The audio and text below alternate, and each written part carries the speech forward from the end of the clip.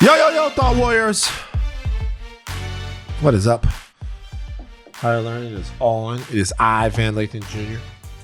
And it's me, Rachel and Lindsay. Rachel. What's up? It's the Thursday pod. You excited about that? Of course. I gotta tell you, I'm feeling a little under the weather. Here's the thing, though. Happened to you again. I've been tested 3 times this week, and I feel like we forget you can get sick in other ways. You know what I'm saying? It doesn't matter everybody anymore. wants to put COVID on me, but I think it's just I literally have just a virus, like a cold or something. But everybody's like, oh, you know, it must be COVID. Your test just must be not reading correctly. I'm like, y'all, I don't have COVID. COVID came on the block, kicked the flu off the block, kick a cold off the block. I mean, COVID is like the flu. Don't even get me started on a cold. A cold is like Khloe Kardashian. That's the third sister. You know what I mean? COVID came and just like, this is our shit. This is our shit. It don't matter. Like, nigga, you got a cold, niggas going hiking. Fuck it. Who cares? It used to be you got a cold, you took care of yourself. You got the flu, you took care of it. Not anymore. They got the flu. Fucking the whole gym will get the flu, because if I got the flu, if it's not COVID, I'm going out into the world. Only one thing can keep me home. It's goddamn COVID. So you got probably like a cold, but cold. I'm out in the world. Nigga don't care. Rachel, get out here. Get out here, Van. Extra. You ever seen that song? No, but I like when people do it on the carpet. They do like it to a lot of people come up, and you know who's the funniest with it is Klay Thompson. So it's like he's always like, oh yeah. Every time I check into my hotel room, you guys are on. Shout out to Mario, and I'm like, Mario doesn't work with us anymore. Yeah. I'm like, please stop saying that. He'll go out to another outlet and he'll be like, extra, and I'll be like, we're over here, we're down here. Yeah. Thank you. I'm glad you don't work with Mario. Mario kind of a bitch ass nigga. I'll be honest with you. Listen, we've covered him on this podcast. Yeah. Mario kind of a bitch. You know what? You know what's crazy? He definitely does some questionable things. It's crazy as we get older, realizing like who the bitches are. Because they're people you would have never thought would have turned out to be that way, you know? It's very upsetting. So you were a fan of Saved by the Bell, I'm assuming. Of course. So who else has become a bitch that maybe you looked up to when you were younger? I mean, obviously, you know, there's the main biggest bitches. You know, you got your Cosbys that bitched out. And that's I don't know what to call that. That's deeper. It's deeper, but on the level on a level, when I just talk about people you know, you got Mario Lopez, you know what I mean? You got fucking Tim Allen, Allen. Kramer turned into a bitch for a second. Mel Gibson turned into a bitch. Yeah. You know, it's like, these people, it's like nuts. It's like you get older, you learn, it's like fucking, it's like weird. Mario Lopez and all of that weird ass shit. And people are like, they're bitches because they disagree with you politically. Kinda, a little bit. It depends though. What have you been doing? So have you been staying inside then? Because I've been going to work every day. Gotcha. They're like, you're not positive for COVID. You need to come into the job. Yeah. And I would think I would have this weekend to rest up, but the nephews are coming in town today. Alistair. My sister and my nephews. Little Alistair, little Hendrix, my sister. Let me tell you guys something. I want you guys to do something. I'm gonna start a GoFundMe on GoFundMe, which is where you start them, to get Alistair a pool. No, stop. So after this last podcast, the Monday podcast, Rimshot was Rachel FaceTimed Rimshot, and Rimshot was Alistair and them were all wet. Beautiful children. Oh my God, gorgeous kids, man. Gorgeous, gorgeous kids. And I'm like, oh, it's pool time. They like in the pool. It's pool day. It's Texas. It was probably 275 degrees. So it's pool. And Alistair goes, no, it's not pool. Sprinklers. And I look out and there's this massive backyard, perfect for a pool. And I see this bunch of black kids running through the sprinklers. And I think to myself, they gotta be pool money around here somewhere. Leave my family alone.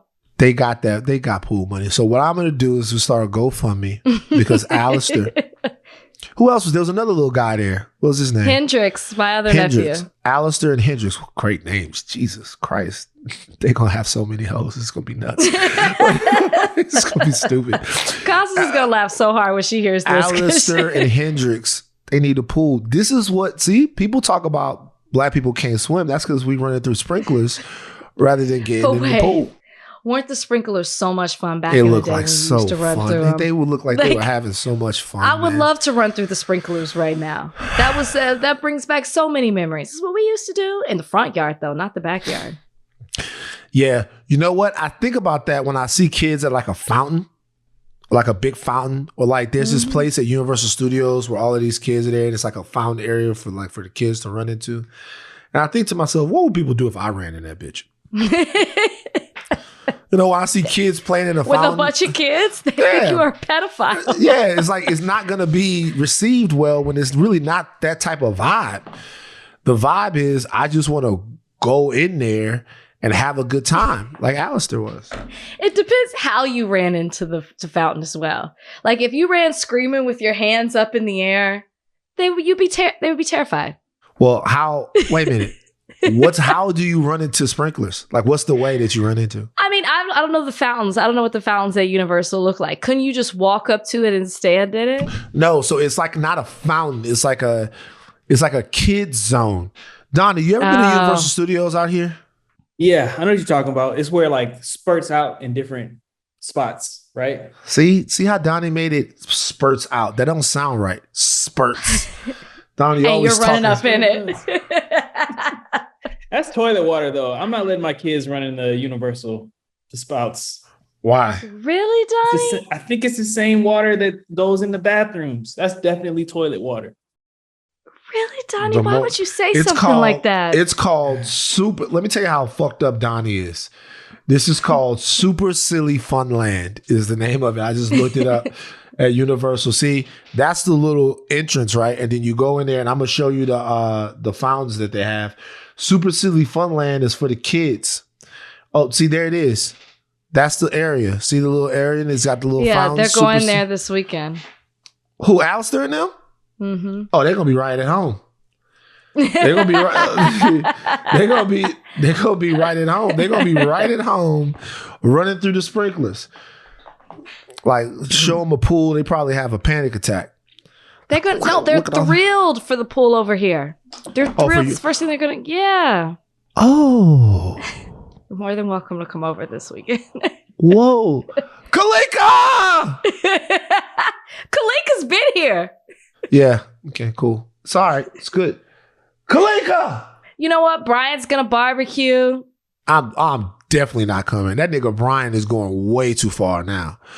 That nigga Brian to barbecue? No. I'm not coming over to your house until I lose weight. You know what? I want you to see the thing because Brian had been in the gym in 2 years. He uses this one machine. I want you to come see it. Matter of fact, y'all coming over here on Saturday. Call Kalik. I'll tell Kalik. I'm not coming anywhere.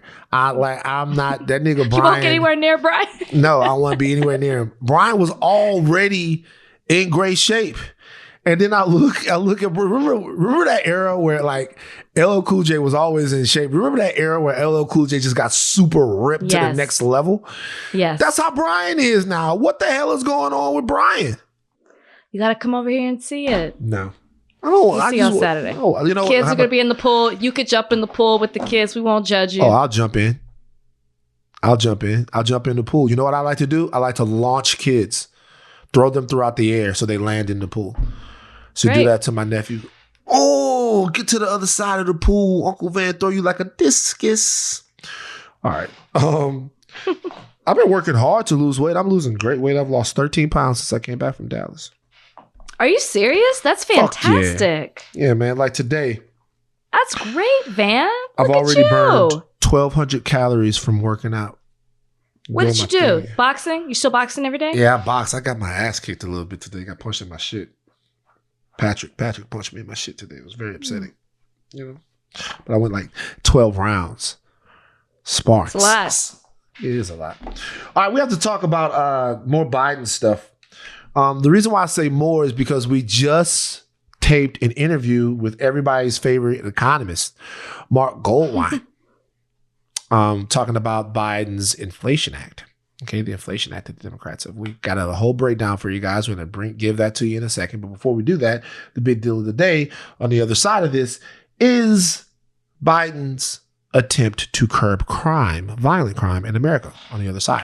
All right, Rachel, Biden administration spending $37 billion to reduce gun crime. The name of it is the Safer America Act, Safer America Plan, and it's out here. This is going to be Biden's big salvo to stop violent crime, which has been on an uptick, obviously, ever since the 2020 coronavirus pandemic broke out. Biden, of course, wants to look strong on crime so that he can court those independents, and also make sure that people don't think that he's one of these defund the police wackos. God forbid you would be them. So this is the way the Safer America Plan looks, which he's planning to unveil really quickly and then send up to the Hill to see if it can run the gauntlet of political bullshit. $13 billion to hire 100,000 new officers, $15 billion for alternatives to policing, $5 billion to community-based violence intervention stuff, $3 billion to work on court backlogs and task forces. Okay, there's still a little stuff in here to be worked out. We don't know what's happening here. There's a $20 billion up in the air, kind of in that situation when you look at that, because the $13 billion that we know is going to hire the 100,000 new officers. We know the purpose of that. This other $20 billion that we're looking at, we don't know what any of this stuff means. Right. You know what I mean? Alternatives to policing, what does that mean? The community-based violence intervention initiatives, what does that mean? The $3 billion to work on court backlogs and task forces, how, when, why, where? So that stuff will probably get ironed out as the bill goes through its political volleying and people, hammer out what it is that they hammer out. But there's something else that they're talking about here. Part of the bill seeks to decriminalize crack to the same level as powder cocaine, which there's been a huge discrepancy between the sentence that you would get for powder cocaine, tooting your nose, toot, toot,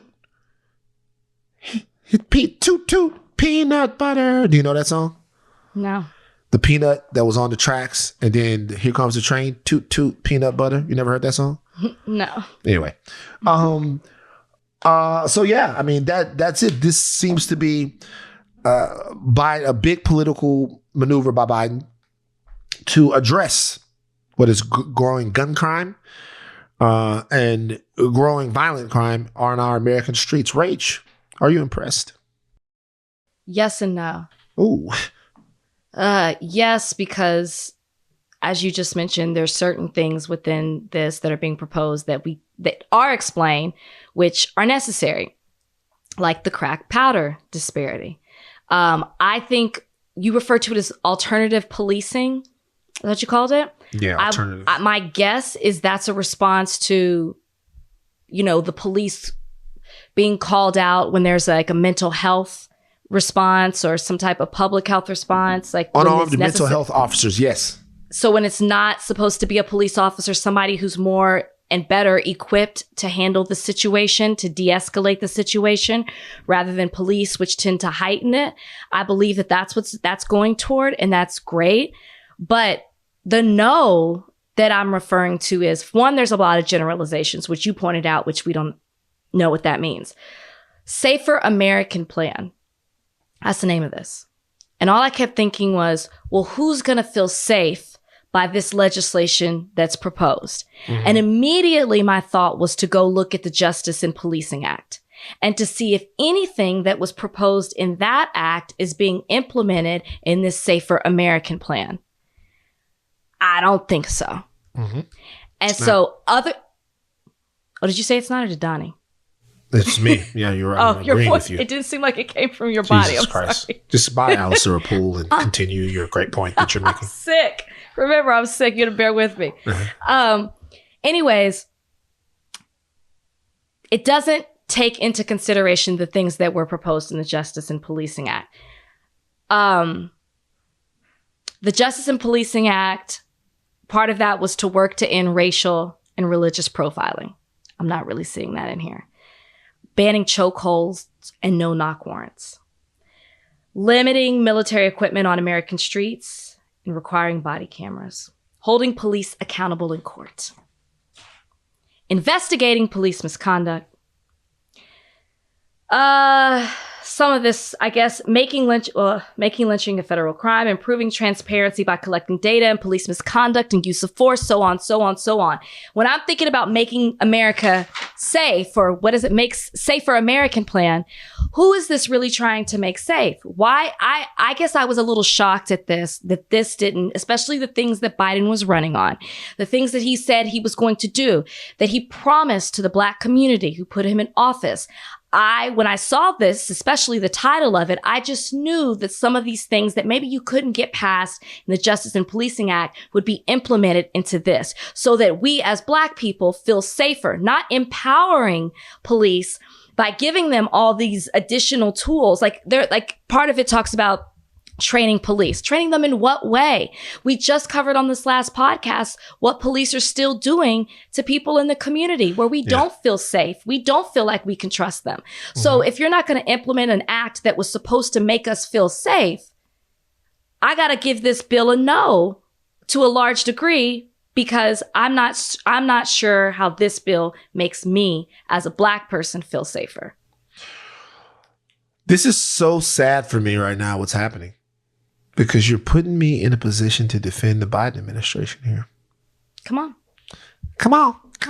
Look at you. You like the smoke, don't you? You like people the would smoke. be thrilled though, because they feel like you're so hard on the Democrats. Look at that. So come on, you like a brisket. You love smoke. All right. I've been watching brisket beef videos on YouTube.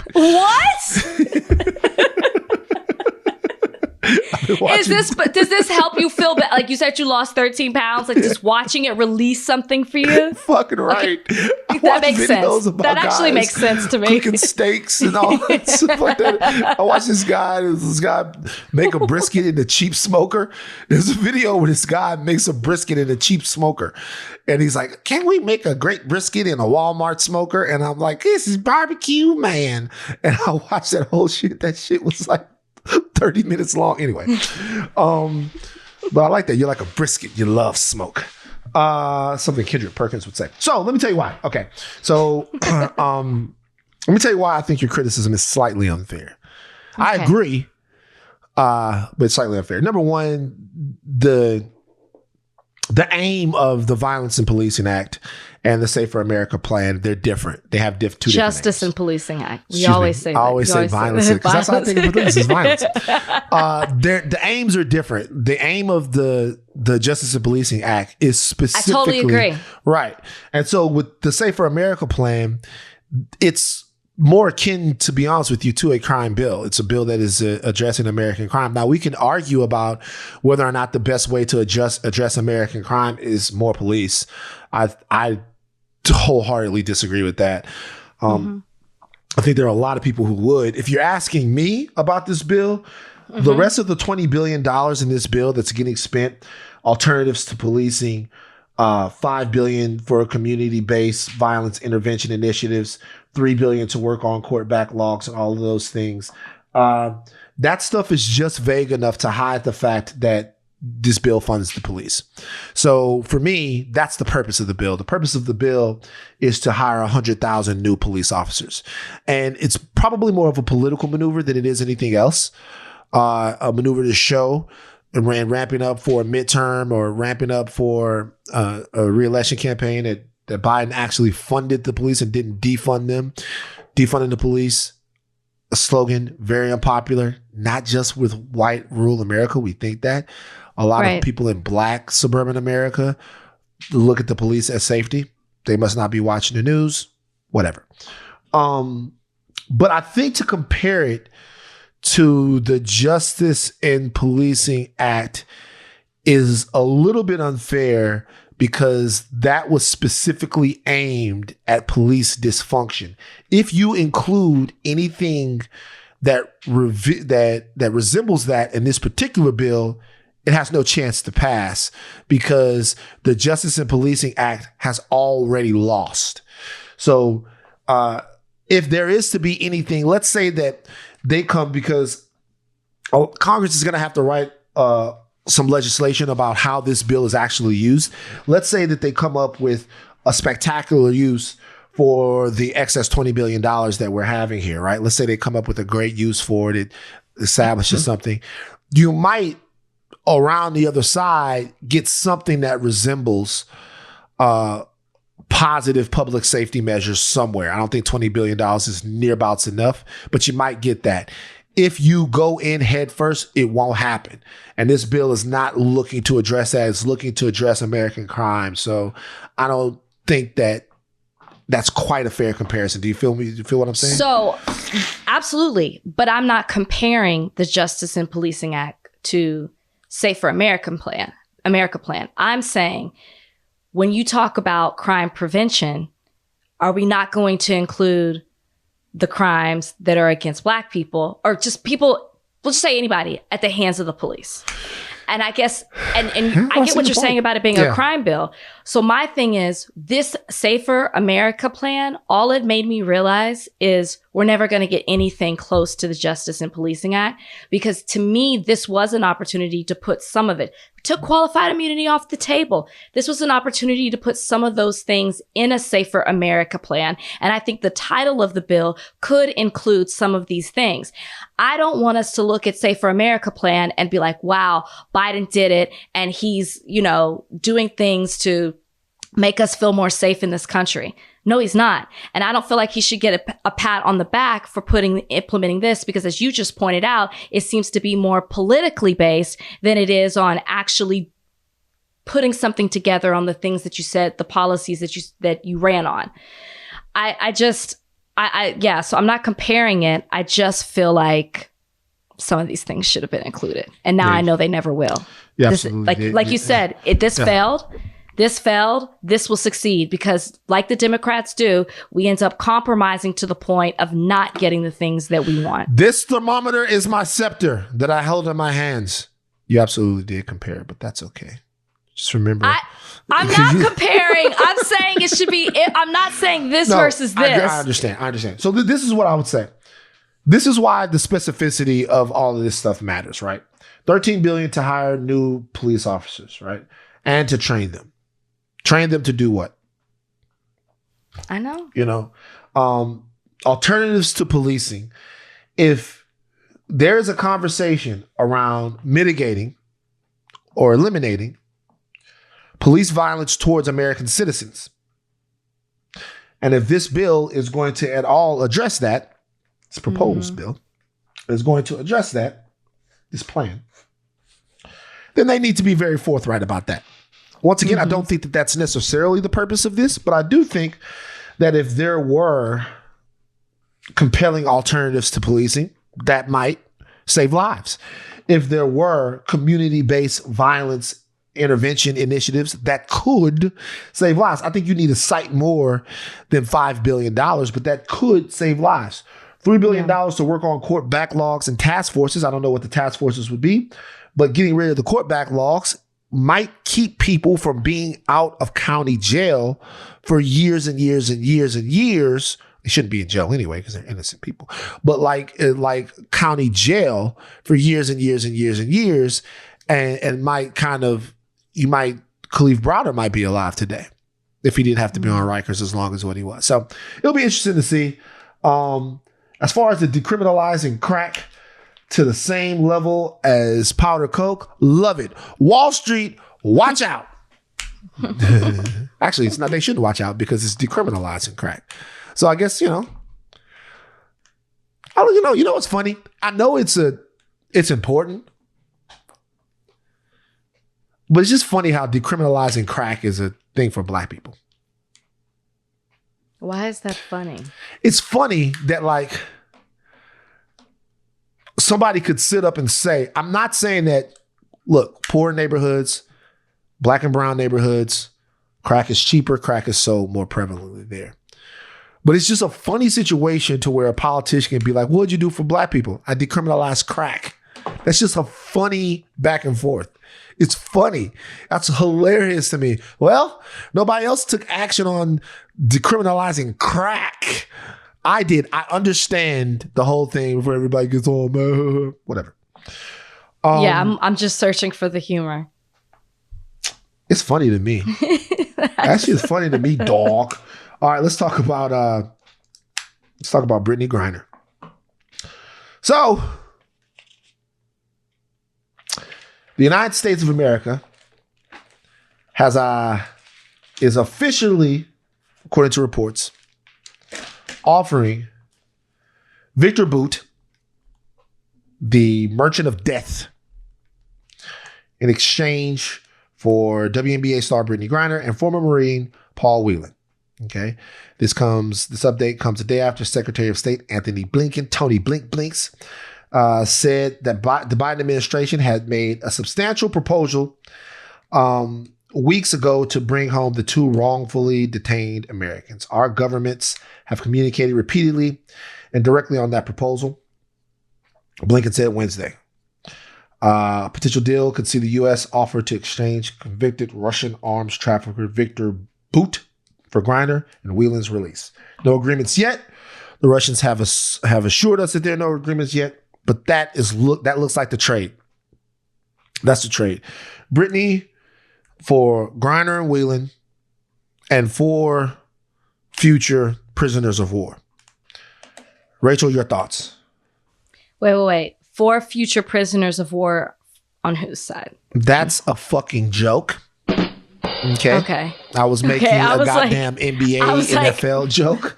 We don't trade future prisoners of war. That's hilarious. Like, Donnie, whenever we have a moment like that, I want a rim shot. Whenever van is tripped up, Rachel. I was like, wait, what? I was like, what is this? I've never heard this. Okay.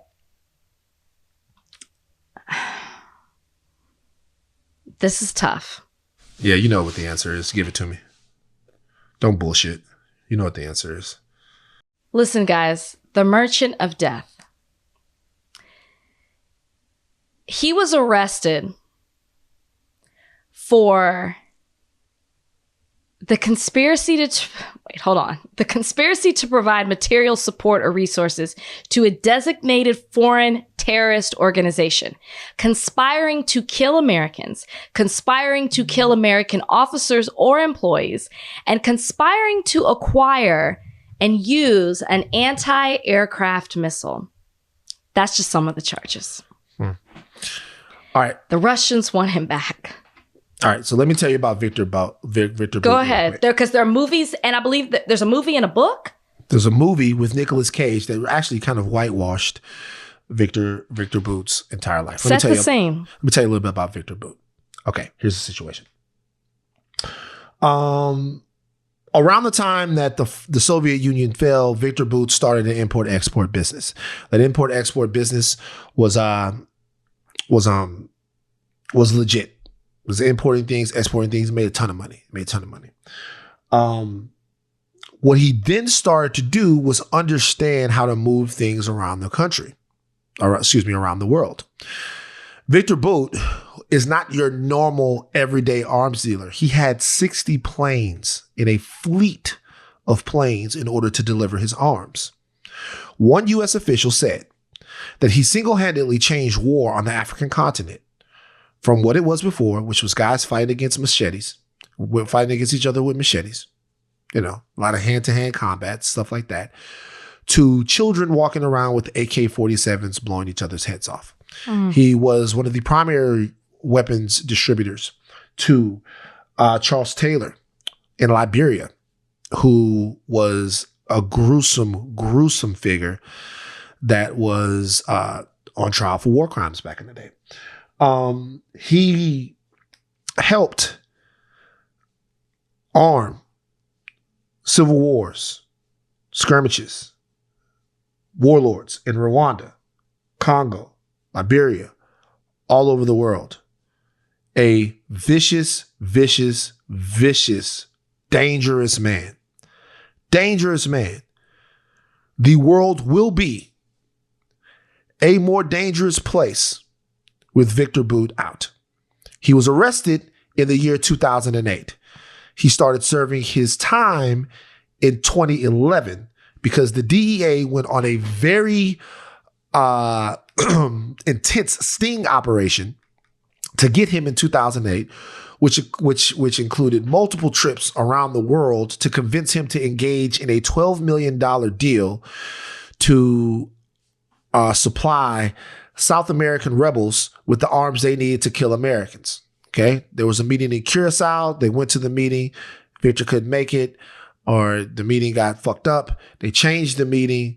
The meeting was then overseas. And when he came to that meeting, they got him. 3 years, the Russians fought for him. They fought to keep him out of jail. Vladimir Putin has been protecting him for a long time. By the way, among his clients were the Taliban as well. Among his clients were the United States of America, who bought arms, they say, unwittingly from this guy during the Iraq War. Okay, this is a deeply dangerous individual who has more blood on his hands and his conscience than most people could ever hope to accrue in 100 lives. They should not do this. Which was my point. Like they I don't know if I know people will say, I'm sure it'll be a conversation on Reddit, like, well, what would you do if it was your loved one? What would you do if it was your, like your significant other, your sister, your cousin, your friend overseas? I don't know. I'm not in that situation. I know exactly what I would do. I would be slamming the table for them, like pounding the table for them to be released. I got mad people I love that's in jail. We have to look at this as well. And just today, there was an American in Russia that was sentenced. I sent this to the group chat. That was sentenced to 14 years in prison for having 20 grams of weed. This is a school teacher that was teaches English over in Russia, sentenced to 14 years for 20 grams of weed. That is, by our standard of justice, really, in my opinion, by any standard of justice, egregious. It's egregious. It's egregious to have that happen. The problem is, that's when you enter into their country, you're subject to their laws. Sure. What happened to Brittney Griner is an injustice through the purview of American justice. It's injustice through the purview of what we think is overall fairness. Now, because Brittney Griner, who I desperately want to come home, anyone that's in a foreign jail, anyone that's in jail, period, actually, not some of you niggas, anyone that's in jail, period, I more than likely want you to be home. But the reality is, the world is going to be a more dangerous place for a lot of people, particularly some Africans, because Victor Bout is released. Not only that, but one of the reasons why the Russians probably want him back so much is because they want to pick his brain for the information that he might have regarding either how American intelligence works, whatever they asked him, how they interrogated him. They are playing a big fucking card to get him back. Yeah. And to be honest with you, this situation is all fucked up. Everybody who's wearing an IMBG shirt, you should keep wearing it. Everyone who's talking about that, the raising awareness to get the government to try to do as much as they can to get Brittney Griner back, they should be doing it. But to be honest with you, everything that happened here was avoidable if she would not have broken their laws. Yeah, this isn't the answer. And I do believe the other danger in this is that this is a slippery slope, right? You just mentioned the teacher who last year was arrested, 61 years old, has been over there. Family hasn't had can't get in touch with him only through Russian letters that are written in Russian.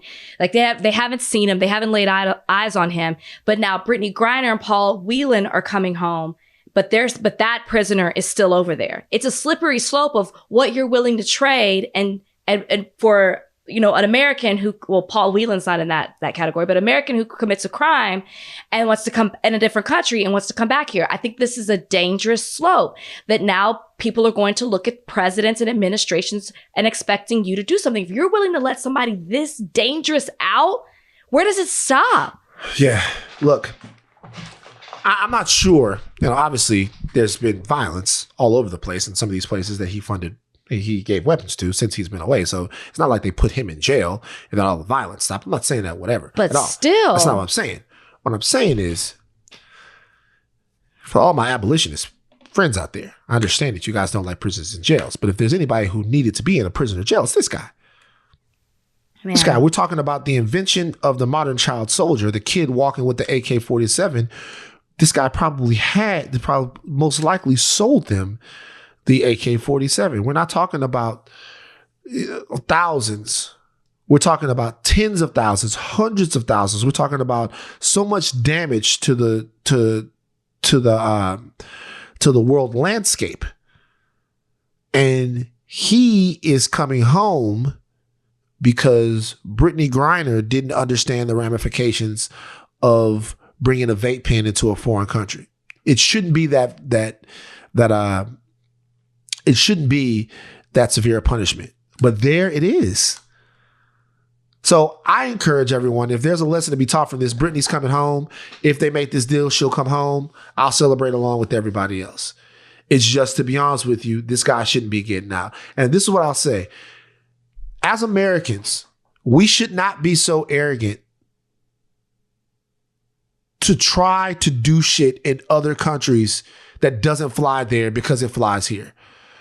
Like the celebrity that you have here, sometimes the access that you have here, it doesn't exist anywhere else. When you go to somewhere else and you're in somewhere else, don't let your idea of American freedom or American exceptionalism cloud you to the fact that them people will put a fucking boot in your ass if you fuck with them. And that's not just in Russia. That's all over the place. It's people you watch Locked Up Abroad that fucked around in parts of Asia, that fucked around in parts of South America, and we're expecting in some way for some justice system to come grab them. I'm not saying that Brittney Griner is a drug trafficker. She's not. But what I'm saying is that if you're going to go somewhere, part of keeping yourself safe is making sure you don't make these types of mistakes, because now there's a whole international incident. LeBron James is saying crazy shit. And one of the most dangerous arms dealers in the history of planet Earth is coming home. He's getting out of jail. It's whack. Yeah. It's wild. Right. It's nuts. Do you have online bill pay? Yes. How do you use it? Tell me about your online bill pay experience. Like automatic debit? Does it just debit? Yeah. Every month it's set to a certain, like however you want to set it. And every month usually is when they take it out. Automatically. What are you about to tell me? I don't like automatic shit. You don't, but here's my thing. I can't remember every single thing that's supposed to be paid every single month. So it's nice to not have to worry about that. Man, I'm going through some financial shit, man.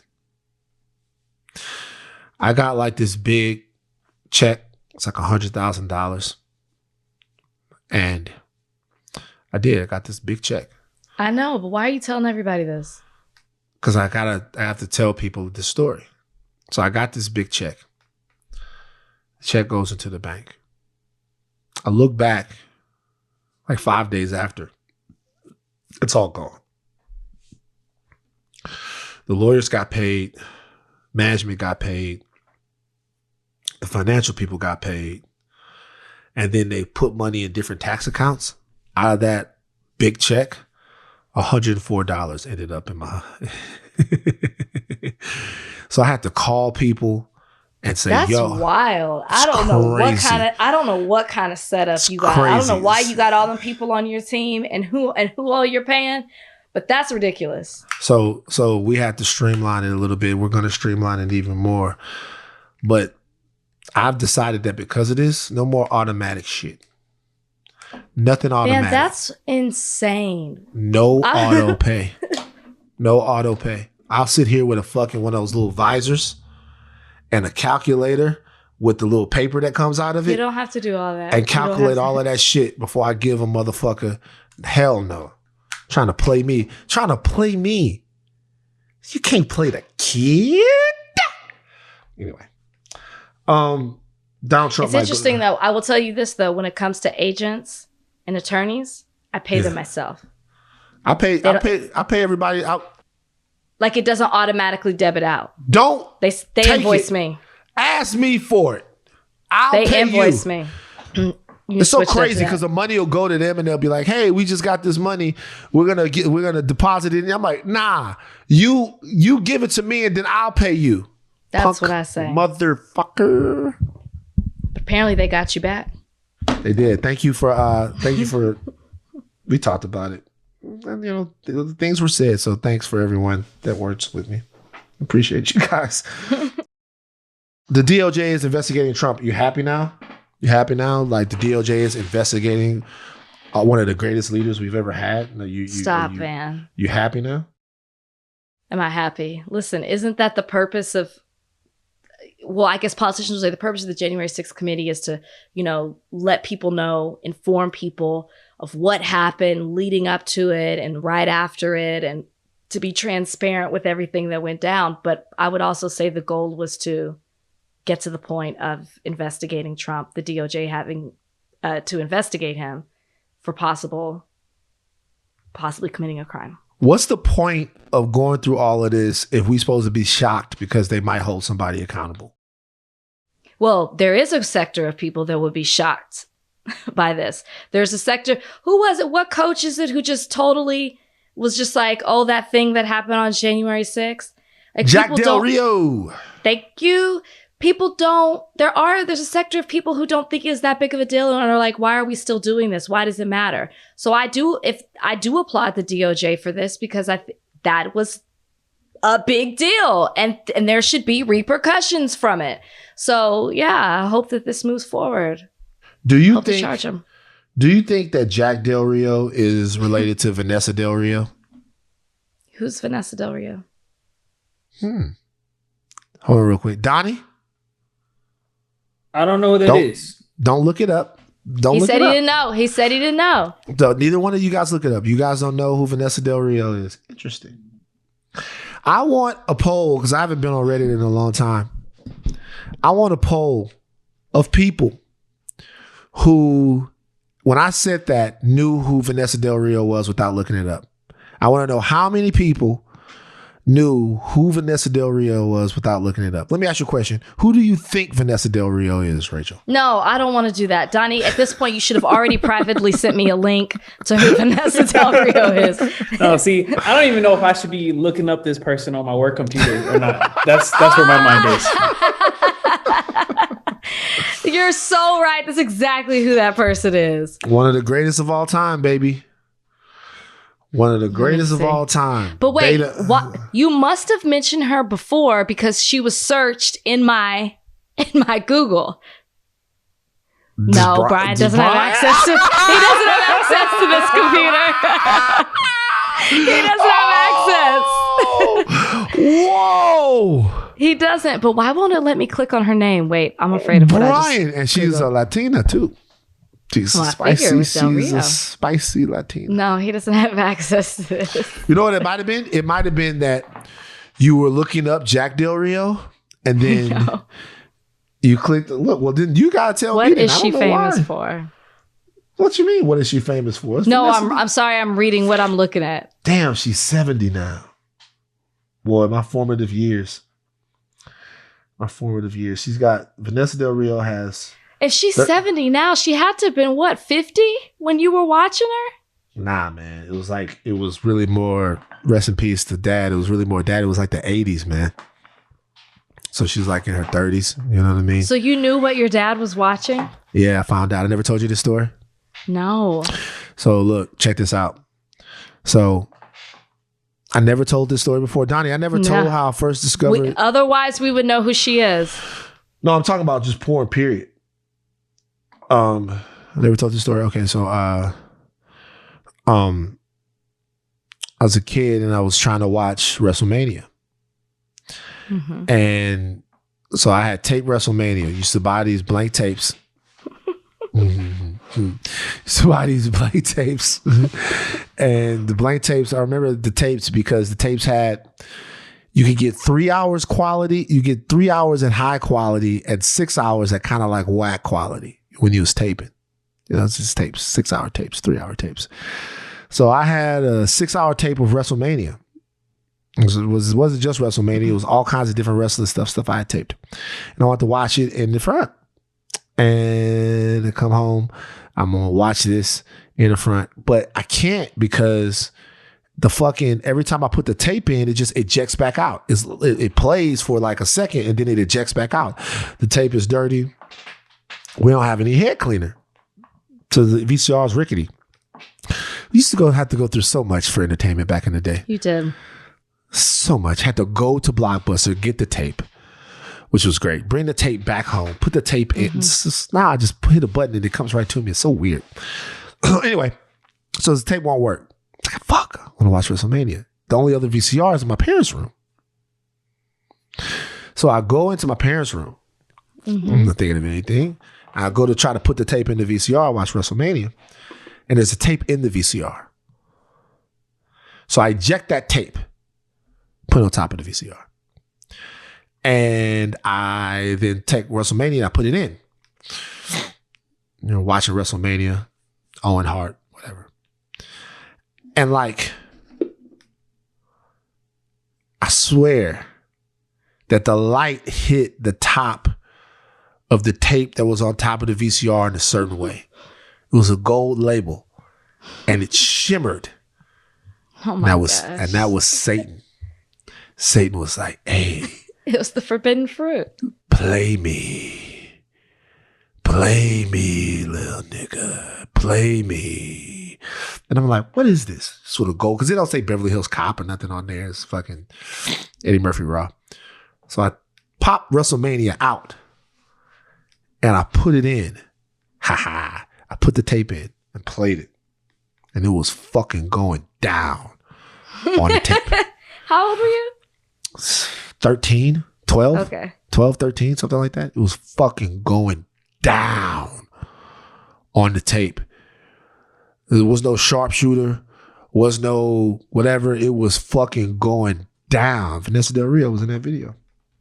And then once I would see, it would be the Vanessa Del Rio, Vanessa Del Rio, Vanessa Del Rio. You know what I mean? So that was actually not the 80s, but I went back and the tapes were from the 80s. Vanessa Del Rio, she was one of the ones. She was Vanessa Del Rio, Ebony A's, Jimmy Z, and then the later class, Janet Jackme, okay, wow. Midori, Diana DeVoe, Obsession. Wow. Anyway, it's over now. That part of my life is knowledgeable. You're so knowledgeable. That part of my life is over. By the way, that part of my life is over. Let me tell you something. People don't even give me, I don't get credit for the stuff that I do that's positive, right? I don't get credit. I only get destroyed for stuff. I don't get credit. I've stopped with the porn stuff. I've stopped with it. I don't get credit. That's great, Van. Congratulations. You don't care. No, I do care, actually.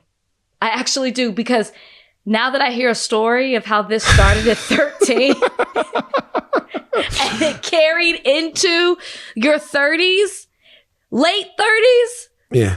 I have to congratulate you for kicking that addiction. I'll be honest with you. It was funny when I 40. It was 40. Oh, it was, I should say.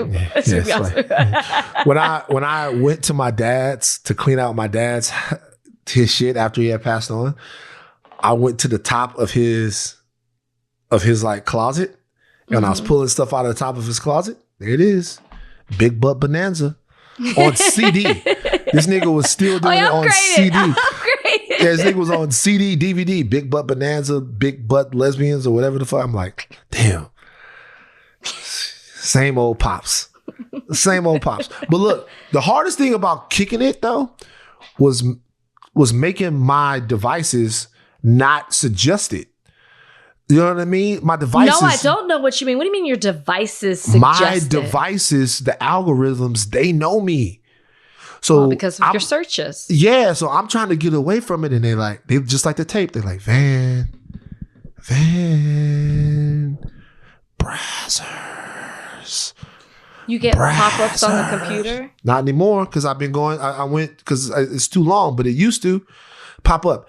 You want to lick it hot? No.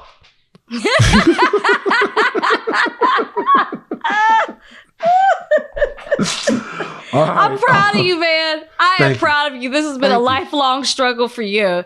Yeah, it matters. All right. You know who doesn't have much to worry about?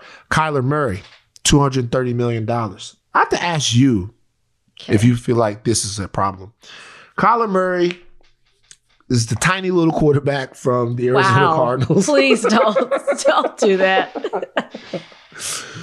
How tall is Kyler Murray? Is he the same height as Russell? I think he's shorter than Russell. I believe he's listed as 5'10", though. Yeah, he's an amazing athlete, like super quick, rocking arm.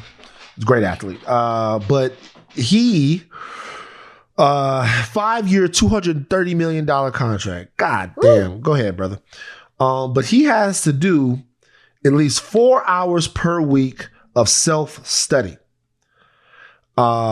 It said he will not get credit if he's studying or watching the material while he plays on his tablet, or if he's doing something that can distract him, such as playing video games, watching TV, or browsing the internet. If he does not do this self-study, he is in default of his fucking contract.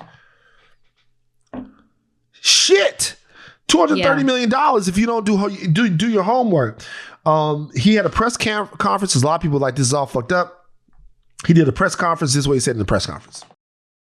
Today, I'm talking today because, I feel it's necessary, with what's going on as far as regarding me and the things that are being said about me.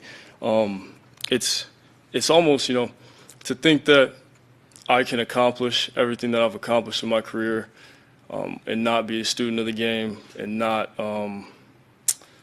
have that passion and not take this serious is almost, it's disrespectful, and it's almost a joke, it's, to me, it's I'm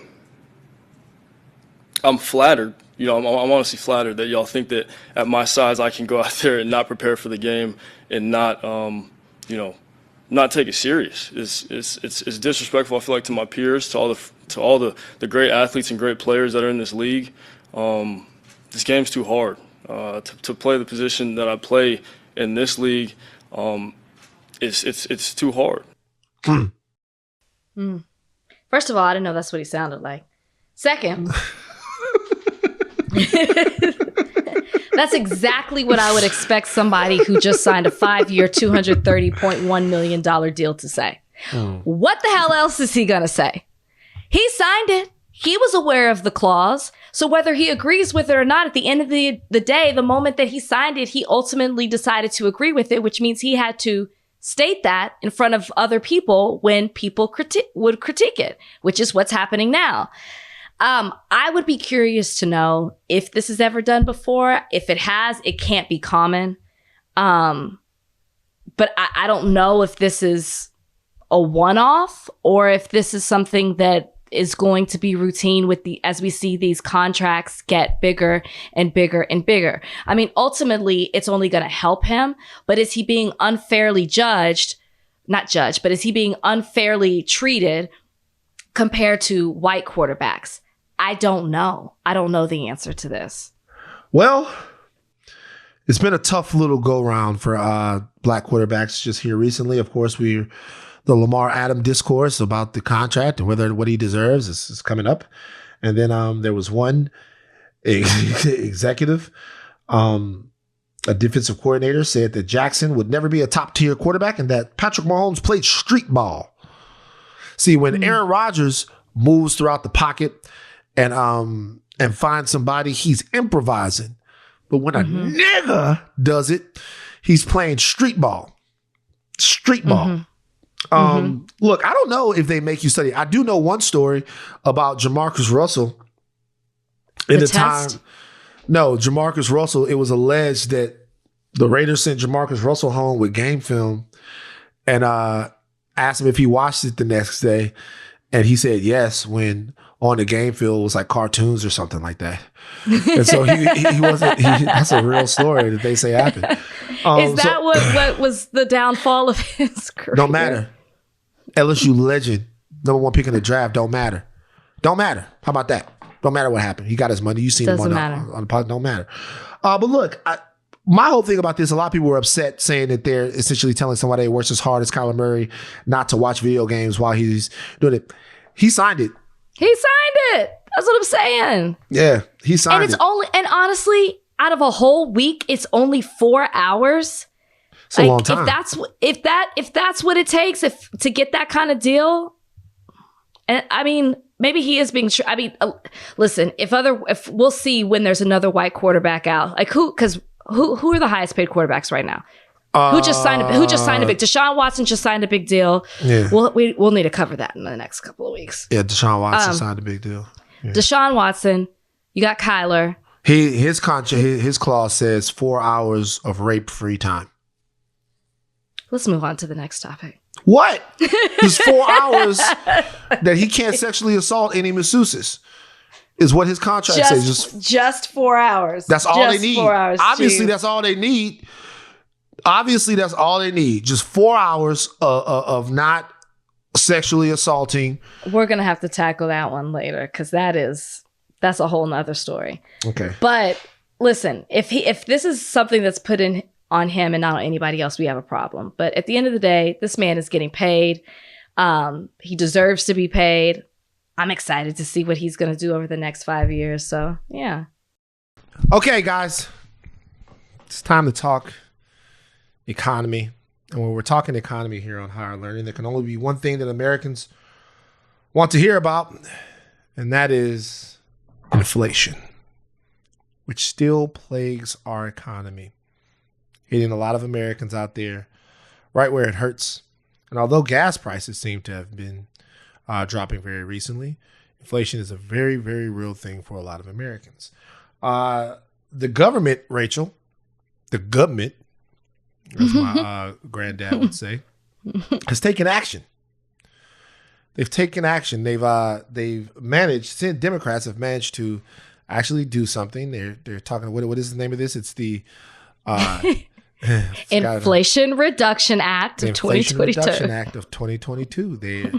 It seems like the people up there on Capitol Hill are taking action. We know about inflation. We got a crash course on it from our friend Marc Goldwein. Okay. But in order to understand this bill and whether or not it's really going to bring some relief to millions of Americans, we have to bring Marc back again to discuss it with us. Marc, how are you doing today? Senior Vice President and Senior Policy Director for the Committee for a Responsible Federal Budget. Marc. Yeah, thanks for having me. I'm doing pretty good. This is one of those rare times that Congress is actually trying to, make the deficit better. So this is like Christmas and New Year's all wrapped together for me. Oh, wow. Are you familiar with this piece of legislation? I am. So they're still working out some of the details. We haven't seen how it's all going to play out.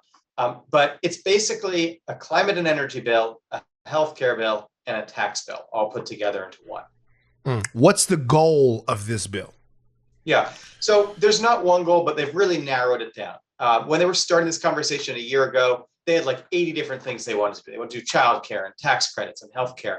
This bill is focused really on a few things. One, clean, affordable energy, right, to get climate change under control. Two, affordable healthcare. Three, a fairer tax code. And four, get down inflation and deficits. And it's really narrowly focused just on those four goals. So for somebody who doesn't understand any of this, how does this bill help inflation? Yeah. Right. I'm seeing the energy. I'm seeing healthcare. I can't remember the other thing you named, but like, how does this help me as an individual when it comes to what I'm dealing with inflation? So first of all, let me manage your expectations. This bill is not going to do anything for the next 2 months, right? I mean, this bill is actually going to take time to actually spend out, go into effect. Because of some side agreements, it's going to allow the administration to maybe make some regulation changes that can move faster. But this bill is about 2023 and 2024 and about stopping inflation from staying embedded beyond that. It's not about 2022. But there's really two ways that it's going to fight inflation. The first is it's going to take some money out of the economy. We talked about this last time. Part of the reason inflation is so high is because there's so much money sloshing around and we can't produce enough to meet it. This is going to take some of that money out by a little bit by spending less, a little bit by taxing more and getting people to pay the taxes they already owe. The second way this is going to reduce inflation is it's actually going to directly reduce the prices that people pay. It's going to reduce the prices that people pay for their prescription drugs. It's going to reduce the price of health insurance if you're buying on the Obamacare exchanges.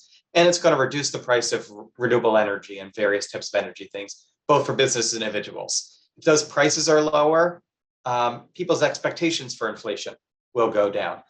They won't demand as much in wage increases. Price increases won't go up as much. And so that can help prevent what we're really worried about, which is not just that inflation is going to be high now, but that it's going to continue to stay high for many years. I mentioned that gas prices have come down, and I can see that. Look at that. Mm-hmm. Look at that. What do we attribute that to? Some of that, I think, is just the market settling itself. Some of it is demand is down. People are driving a little bit less, responding to those price increases. Some of it is that the administration plans to release more oil from the Strategic Petroleum Reserve is working. And some of it is fracking, is that we're actually producing a bit more. So it's not one factor. It's a bunch of things working together. It's a relief. It's great news. I wouldn't count on prices continuing to fall. Hopefully they will, but we could see several times them bounce back up and then come back down again. Do you anticipate that happening here in the near future, or will they continue to fall for a while before that happens? Predictions are hard, especially about the future. What I'm most worried about is the end of the year.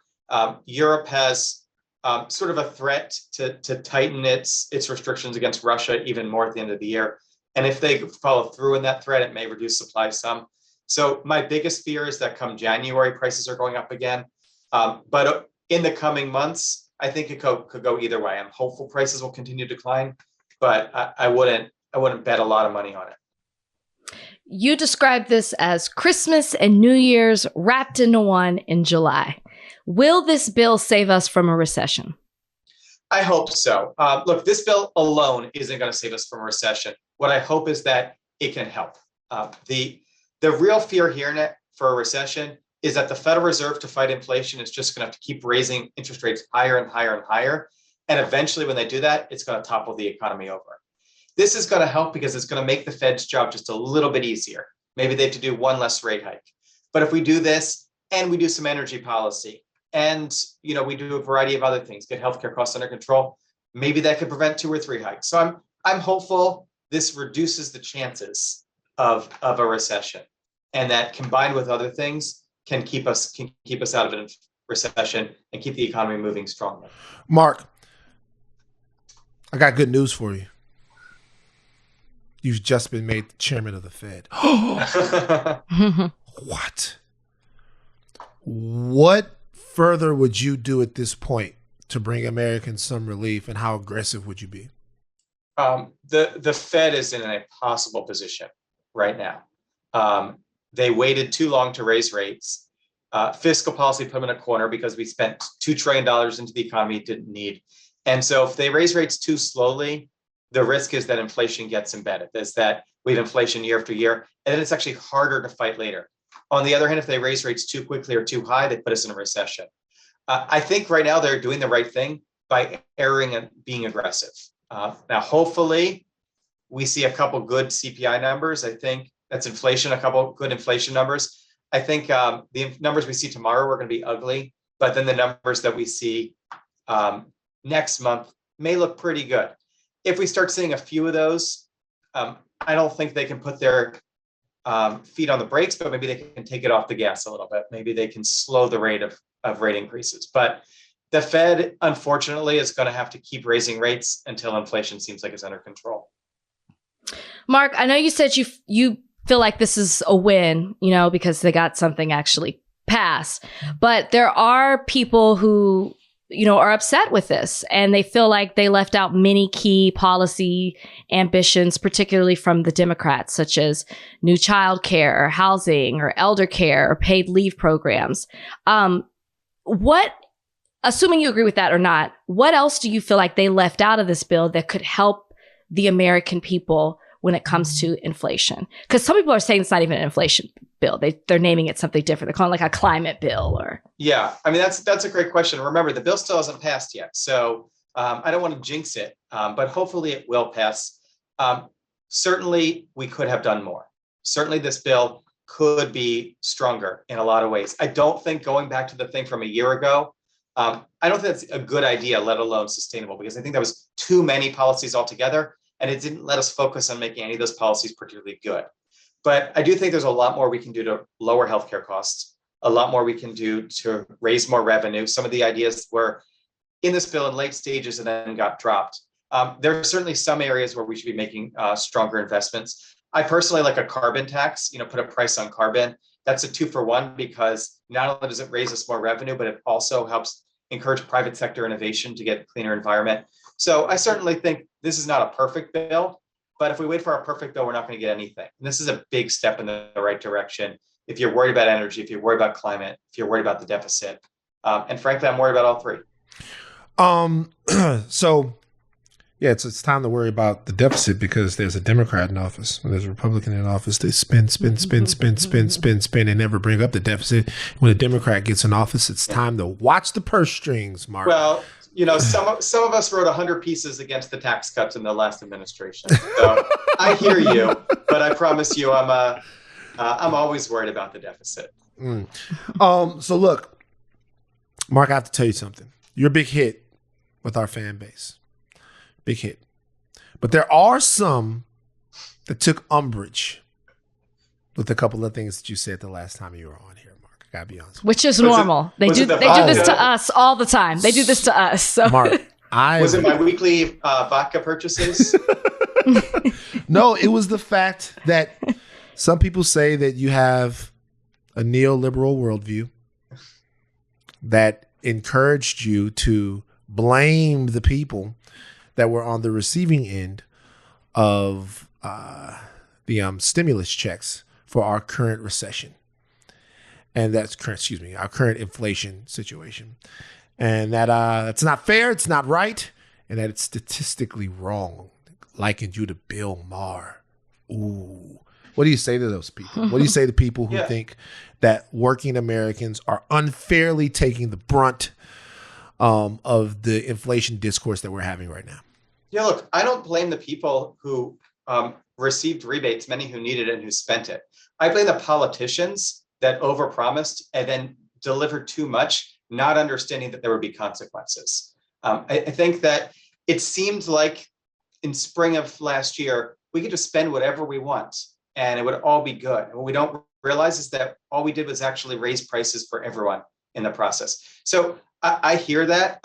I think there is some rhetoric that sort of puts the blame on workers, puts the blame on the recipients. That's not how I see it. This was a failure of leadership. Mark, here's my last question. Will paying my student loans help inflation? If you are paying down your student loans instead of spending that money on, buying a sofa or going out to a restaurant, that will help for inflation. Damn it. Cut that out of the podcast. Cut that out. It's gotta go. If I were you, I wouldn't be paying my student loans because they're not charging you any interest. I put that money into buy Series I bonds. I think we mentioned that last time, but put the money into a bank account. You can always pay it down later. So if I were advising you individually, I would say don't pay down those loans. But for the economy as a whole, if people would start paying down their student debt, even without the interest accumulation, that actually would help with the inflation situation. All right. Last question from me. There's been something that's been going on, Mark. And I got to be honest with you, it's funny. It's funny to me.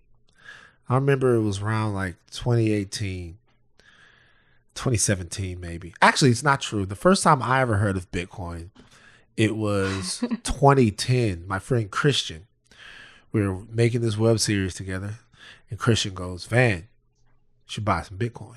So I don't know what the hell that is. What are you talking about? You know, maybe I should have bought it, but I didn't. And then by the time 2018 comes around, everybody is going nuts. Ethereum, Litecoin, Bitcoin. And then all these coins are going crazy. It's going through the roof. Oh my God. Coin. 81,000. Boom. 70,000. It's going nuts. Now these motherfuckers are sad, Mark. They're sad. They're calling me. They're doing fucking what's his face? Elon Musk, the wife stealer. Tesla just sold off like 70% of its Bitcoin. I'm asking you, crypto, legit or quit? I said before, I don't give financial advice. I never really understood the appeal of crypto, but I also never understood the appeal of Pogs or Magic cards or all these. Magic, right? You bite your tongue. Magic the Gathering was amazing. So, I'm just not a collector. I think that's kind of how people view these. I will say, I first heard about Bitcoin when my dad decided that he would start mining them. And he had a whole operation in the house, and nobody else could really use internet or electricity when he was doing it, but he was having a good time. I don't really understand the value of these crypto coins other than for sort of illicit activities. But the thing about value is, so long as somebody thinks something is valuable, it is. And that's the crazy thing. That's why Pogs are valuable. That's why Beanie Babies. So I don't get it, but what do I know? There you go. All right. Marc Goldwein. You guys can catch him on Twitter. Where are you at? Yeah, check at Marc Goldwein. Really easy. Or you can check out my organization at Budget Hawks. Budget Hawks. What do you guys do over there all day? You guys like crunch numbers and like, is it like the Big Short over there? Are you guys just doing crazy stuff, looking at stuff? Are you like Christian Bale over there?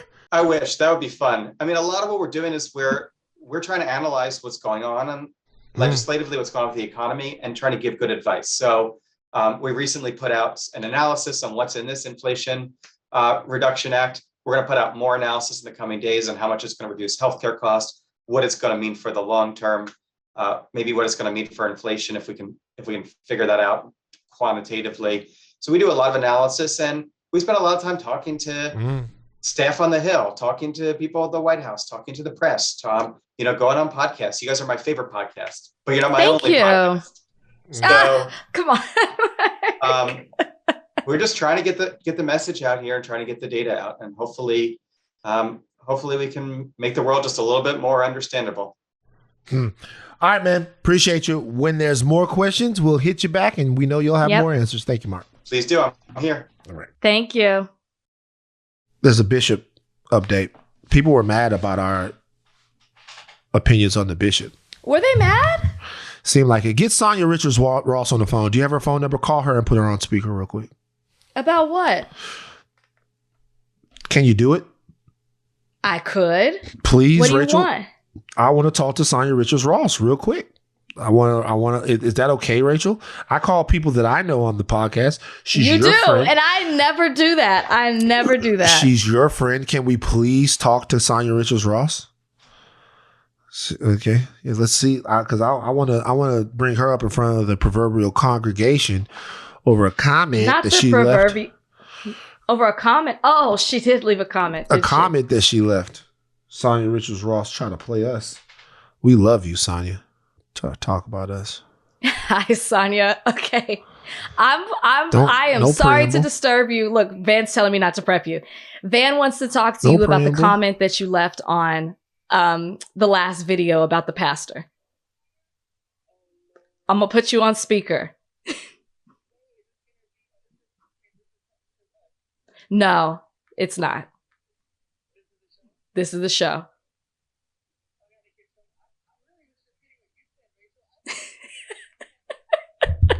No, go. Look, man, shaking his head. He was like, I call my friends all the time. I was like, I am not putting her on speaker and putting her on the podcast. Ducking the smoke. Ducking the smoke. Ducking the smoke. She running from the grind. Come on, Sonya. She can't hear you. Hold on. You running from the grind, Sonya. Okay, hold on. Hey. Sonya. Yes. Look. She's not gonna leave any more comments on your Instagram. I saw it. Like it's almost as if you had a problem with what we were saying. You got something to say to me, Olympic gold medalist? No, Ben, I literally repeated exactly what Rachel said. I thought it was so funny. She said, after you said it, she was like, she literally took a pause. And then she said, what now? I thought it was hilarious. Do you agree with, so right now you're willing to say. I didn't add anything to the conversation. I just literally repeated what Rachel said. So right now you're willing to say on record so everyone can hear that Sonya Richards-Ross, American treasure, Olympic gold medalist, is in favor of robbing pastors. Say it. No, you're not going to do my friends like this. Oh, that's what you said. Not the All right. Thank you. It's nice talk to you always. He's a mess. Thank you for picking up. I will always prep you before. I will never put you on the spot like that. Oh, man. No. You're welcome. I'll talk to you later. Mm-hmm. Thank you. So, I'll tell him who said it. Okay, bye. Bishop Lamar She said, Whitehead. keep doing what you're doing. Thank you. She's great. Bishop Lamar Whitehead, the pastor who was robbed of the jewelry that he was flaunting in front of the congregation, is being sued by a Brooklyn woman who claims he stole her life savings. If it walked like a duck, Lamar Whitehead, the bishop of the Leaders of Tomorrow International Church in Canarsie, is accused of convincing 56-year-old Pauline Anderson to invest nearly her life savings in one of his firms with a promise that he could help her buy a home despite her bad credit. $90,000 cashier's check that she allegedly wrote in November 2020 and relied on him to give her $100 monthly allowances to pay her living expenses, according to the lawsuit. After months went by in early 2021 without the monthly payments or progress on the home purchase, Whitehead allegedly told Anderson that he was treating her investment as a donation to his then campaign for Brooklyn Borough President. Yo, fuck. Whitehead told the Daily News that she was being untruthful. Her son was a member of my ministry who was removed because he was unintegral. It's a lawsuit because of who I am. Adding, everybody that tried to sue me now because of my celebrity status is just going to keep on doing what they do. I'm saying, what the fuck, man? What's going on with this guy? Y'all, what's up with this guy? I know this is a prime opportunity for people to talk about religion and pastors and why. Even Amber wrote on your page, she was like, I tried to tell y'all. I don't think that this is an opportunity to say that just because this guy, this charlatan is like that they're all like that, okay? He's just a bad representation, like the worst. When people want to talk about bad things in the church, this is whose face pops up. This is wild. I believe her 100%. I believe her. What? This guy's riding around in a ghost in a Lamborghini? Look, check this out. People, wait. Go ahead. Sorry. No, what you just gonna say? No, sorry. Did you see how people were like, how dare y'all attack him? He could have made his money through real estate. Okay, it takes money to make money. So how did he have money? If he does have it in real estate, where did he get the money to start investing in real estate? You just don't pop up and do that. First of all, shout out to Pauline, who had $90,000 saved up. And like, have you something a little something there, sister. Like, you know what I mean? But look, don't give it to motherfuckers like this. So look, there's something called Christmas Eve Christian. Let me tell you what it is. Years and years ago, me and my cousin, I'm not going to name him, even though he became a Trump supporter, so I should name him. Me and my cousin are walking. Name him. You name everybody else. He's actually Is he a proud Trump supporter? He's a proud Trump supporter. Charleston White. No, it's not. Can you imagine? If Charleston White was my cousin, he's more likely to be one of your cousins. He's from Dallas. What you trying to say? That video is so funny. I'm sorry, I don't care what y'all say.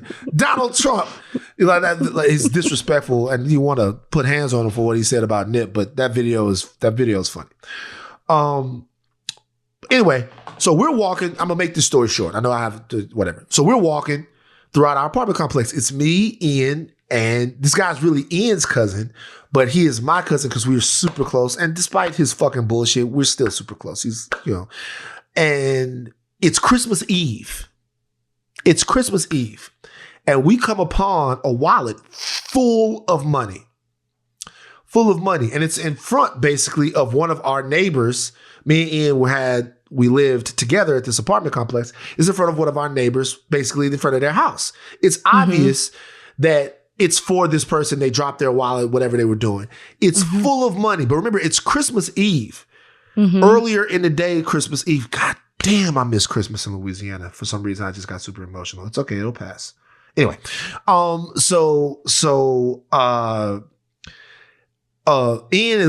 goes, man, look at that. I pick it up and I'm like, all right, about to knock on his door, see if it's his. And so it was. I give it to him. And I remember the look on his face. He was like, damn, bruh. I appreciate you, man. And he was like, yo, you need me to slide you something? Dog, I appreciate that. There must have been $2,000 or $3,000 in the wallet. I'm serious. A lot of money. A lot of money. I'm like, he's like, damn, bruh. Like it was barely folding for whatever. Maybe he had just gone to the bank or whatever.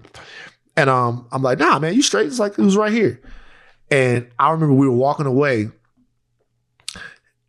and we'll call him Roger. Roger was like, yo, you stupid. You stupid. Like, you stupid, man. You should have. I'm like, bruh. And this guy's one of the biggest Christians. One of the biggest Christians, always throwing his Bible in your face, always telling you your girlfriends are unfit, all of that stuff, right? Like, the biggest Christian. And I'm like, bro, well, how could you not see this? So you be like, whatever. He goes, nah, man, that's a blessing. That was a blessing for us. That was a blessing for us. That was meant for us to be found. And so I called him forever a Christmas Eve Christian. Like a Christian who won't even do what's right on Christmas Eve, on the day before Jesus' birth. This guy, Lamar Whitehead, is a Christmas Eve Christian. Defrauding. I'm sorry, I don't know the man, but I gotta be honest with you. Everything that's telling me, there's a satanic aura to this guy. There's a demonic aura to him, and you don't need to be in church with all of that shit on, and you should never be in a situation with one of your parishioners ever, even close, where they can accuse you of taking $90,000 for them. Ever. Shouldn't even be close to that.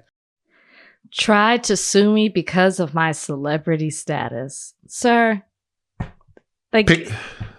Rachel, pink sauce? No more. I don't want to hear any more about Whitehead. Huh? Pink sauce? No. I don't even know what that is. It's pink sauce is Chef Pie. Donnie, jump on real quick. Tell us what pink sauce is. Oof. Do it now. Donnie put the story in here. Yeah, I've been seeing it on my my Twitter timeline, but I'm not a big TikToker, so I just found out about it recently. There's this big TikToker named Chef P, I think, and she has this condiment called pink sauce that she's been making these TikTok videos that have gone viral, and she's started selling the pink sauce for $20. Nigga, what? You got to show your dogs to Chris Evans? Y'all see what he's doing in the podcast? He is on social media. What are you looking at? No, somebody just sent this to me. It just popped up. I'm looking at the fucking rundown. Hey man, fuck extra. I'm not gonna lie, bro. I can't. Why are you so upset? You having a real conversation with Chris Evans where you get to show him your dogs? Chris Evans was doing an integration. He has a partnership with the dog food. And I thought it would be cute to bring Copper and Brownie into the conversation because he loves his dog, Dodger, so much. Dodger was on a walk, so I didn't get to have Dodger. But yeah, we had a conversation. Man, back to the pink sauce, man. Fuck, man. I've interviewed Chris Evans several times. Is it the dogs or is it Chris Evans that's doing it for you? First of all, I would love Chris Evans to meet Bozeman. Captain America is my guy. It's one of my favorite characters, which is a little weird because it's basically the police. But I'm sorry, Donnie, to cut off your pink sauce explanation. No, but that just popped up. This is bigger than pink sauce. So this lady is trying to sell the pink sauce, basically. She had been selling it. That's where the troubles come in. People who got the pink sauce noticed that a lot of the ingredients on the back were misspelled. And when they would be getting them... I didn't see that part! Yeah, it's misspelled ingredients. It would arrive in packages that were like not completely sealed. So sometimes the pink sauce would have like a smell to it, or the shade of pink would be different from what it was in the videos. And she's been coming out defending herself on TikTok. But she's, in her defense, has admitted to not knowing what the FDA is. People have been jumping on her case. Somebody faked their own death, saying that they died because of the pink sauce. Can I ask a question? Is the pink sauce banging? That's all that matters. I haven't had it. I've heard it tastes like ranch. That's the thing. Nobody really knows, but it apparently tastes like ranch. How much was it a bottle? Did you say it's really expensive? It was $20. Come on. Mm-hmm. That's bad. I'm not paying. Isn't it? How much does ketchup cost? I know it's got to be like $5. Yeah, I was gonna say like $6, something like that. Pink sauce is a delicacy. I fuck with her. That's why you can't eat out of people's kitchen. You don't know how she's making the stuff. I want to Donnie, find pink sauce lady. No. I want to have her on. I want to talk to Chef Pie. P. Did she say she has no idea what the FDA is?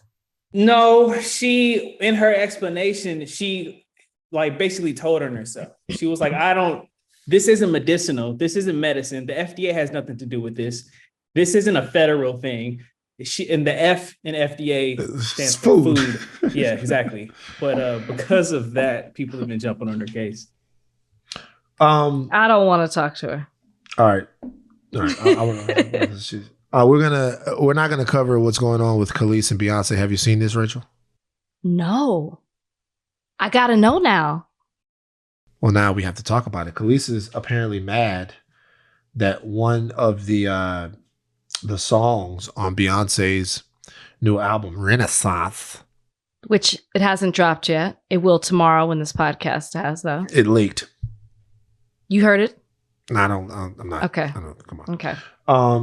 And that they sampled her on there, and she's mad at a lot of different people because she doesn't have control of her masters. So she gets no money from the sample. The sample is one of my very favorite Khalees songs, Get Along With You, apparently. And she's mad that Beyonce, who is, very, very big advocate of the artist, would take part in something that Khalees can't be. Did Beyonce know Khalees doesn't own the masters? I think the anger is misplaced, but I think a lot of people are going to side with Khalees here because Khalees has never been treated right by this industry. Yeah. She's never been appreciated by this industry. She's always been an amazing performer, an amazing singer, amazing songwriter, but they've never done Khalees right. So I think a lot of people are going to be like, hey, man, do something to make this right with Khalees. All right. I feel like this is a continuing narrative with Beyonce. What? People's songs, people's, you know what I mean? I'm serious. This is not the first time we've heard something like this. Okay. You're about to get buzzed. Sting right back. I hear him. Mailbag time. Time to read your letters and then we'll reply to them. Oh, it's mailbag time.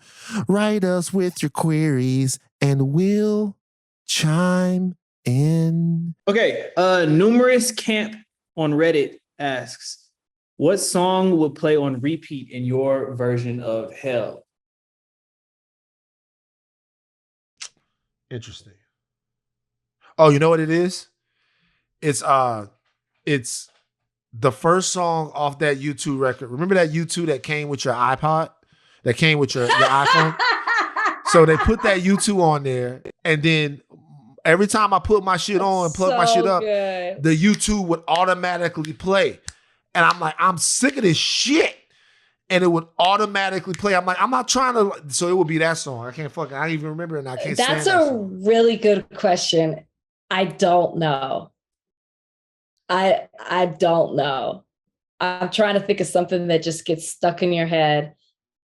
You know, like this is the song that never ends. That's one. a dope song, though. But it goes on and on. That's mine. From Lamb Chops. That's it. Cool. The next one is similar, but in the reverse. Stranger Things-ish. Famby876 on Reddit asks, what song is saving you from Vecna? The Weather by Nipsey Hussle. All money in. Really? Money Trees, Kendrick Lamar. That's a good one too. That's a good one too. Crash Unit, Buzz Cuts, Ex-Marines. Shout out to Nip, man. Rest in peace, man. This song goes crazy. Okay, let's go. All right. It's Chill on Reddit asks, as a kid, did you ever have a crush on a cartoon? Like move to the next one. What was the question? What's the question? Did you ever have a crush on a cartoon character? If you did, who was it?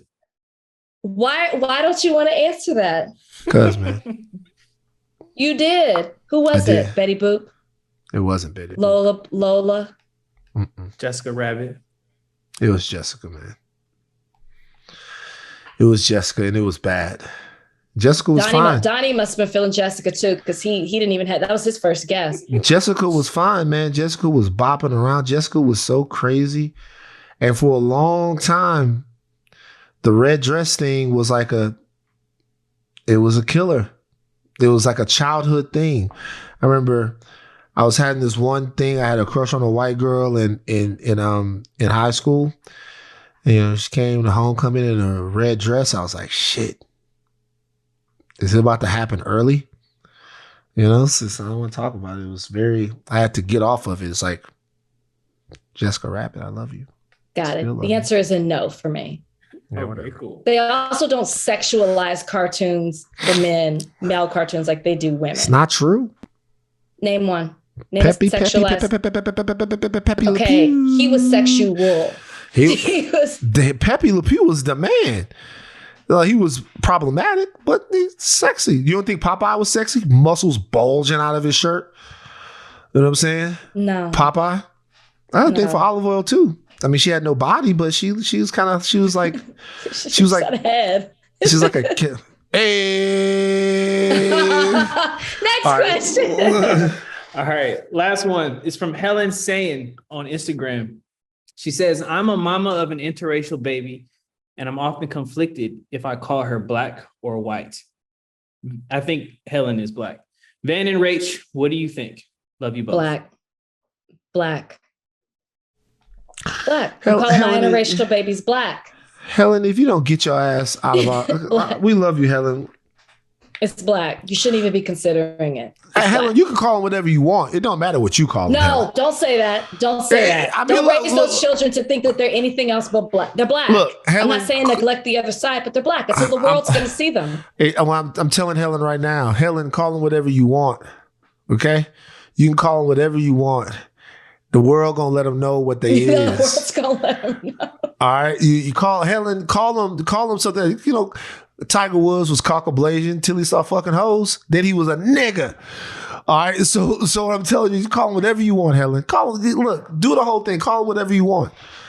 But one day, they're going to come home and be like, hey, mom, somebody called me. And then you're going to have to explain to them. All right. Love you, Helen. Helen Saiyan. She's a Super Saiyan. Do you know what a Super Saiyan is, Rachel? No. Do you know what a Saiyan is? A Saiyan? A Saiyan. Do you know what a Saiyan is? No. Interesting.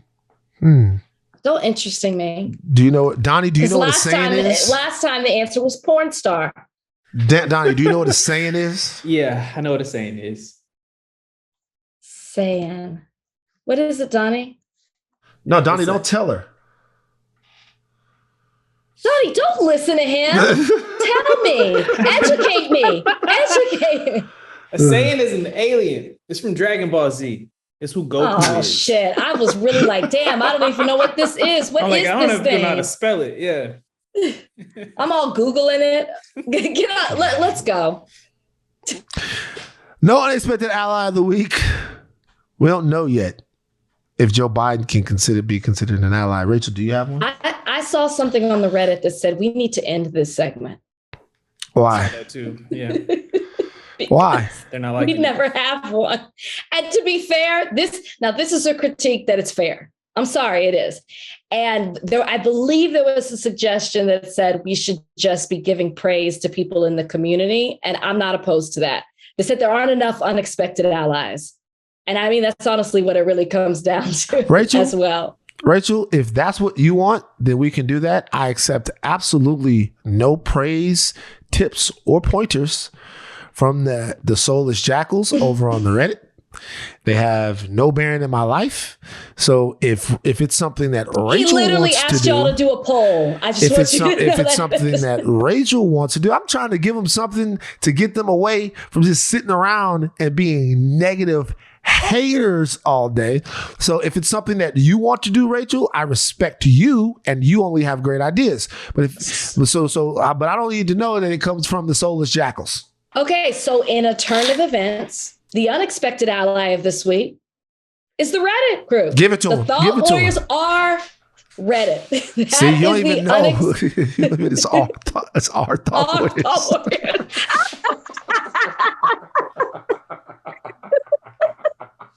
I'm sick. Our Soulless Jackals. You're the unexpected ally of the week.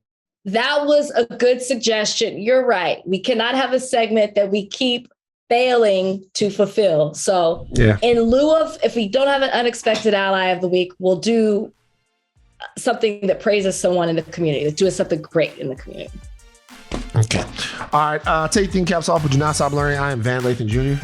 I'm Rachel and Lindsay. Bye.